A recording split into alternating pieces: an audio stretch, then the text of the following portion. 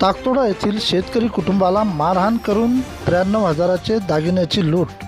Shirpur police station अंतर्गत येत असलेल्या ताकतोडा येथील शेतकरी कुटुंब आपल्या शेतातील टीन पत्राच्या शेडमध्ये झोपले असता मध्यरात्री अज्ञात चोरट्याने दरोडा टाकून शेतकरी कुटुंबाला मारहाण करीत अंगावरील सोन्या चांदीचे दागिने घेऊन पसार झाल्याची घटना घडली आहे।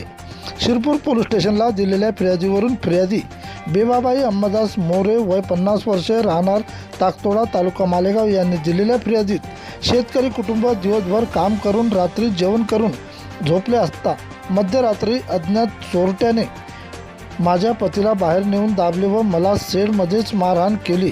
गळ्यातील मंगळसूत्रे हातातील दागिने जबरन घेऊन पसार झाले असून याची अंदाजे किंमत 93,000 एवढी आहे। या घटनेची माहिती मिळताच सहाय्यक पोलीस अधीक्षक नवदीप अग्रवाल, सहाय्यक पोलीस निरीक्षक करुणाशील तायडे घटनास्थळी दाखल होऊन डॉग स्क्वॉड फिंगरप्रिंटची टीम तपासणी करीत पुढील तपास ठाणेदार केशव वाघ यांच्या मार्गदर्शनात पोलीस उपनिरीक्षक धनंजय तायडे करीत आहेत। प्रतिनिधी विठ्ठल भागवत।